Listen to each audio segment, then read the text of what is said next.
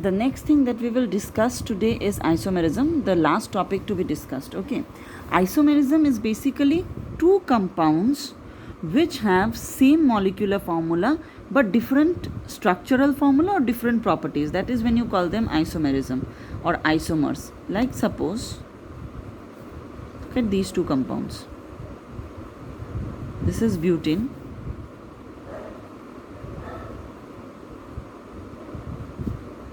and this is 2-methyl propane.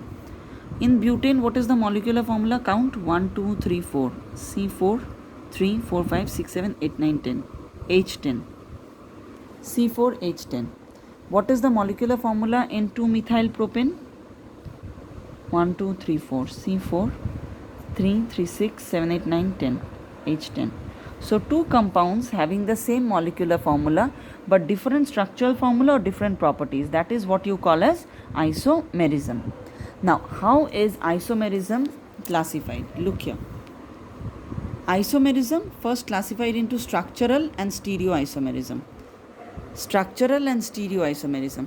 Under structural isomerism, we have 4 kinds. Under stereoisomerism, we have 2 kinds. Let's see. So, first is structural isomerism. What do you mean by structural isomerism?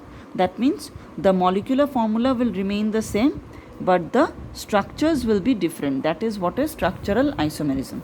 Now let's see the first kind. Structural isomerism mein the first kind is chain isomerism. What is chain isomerism? This one is chain isomerism, children.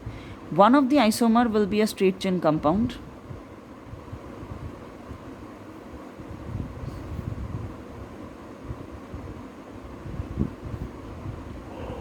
Let it be a hexane.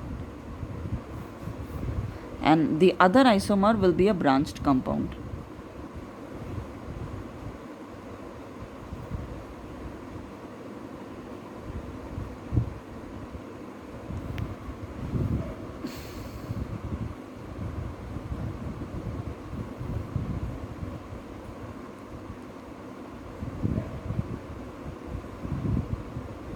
See here. This is what? C6H14.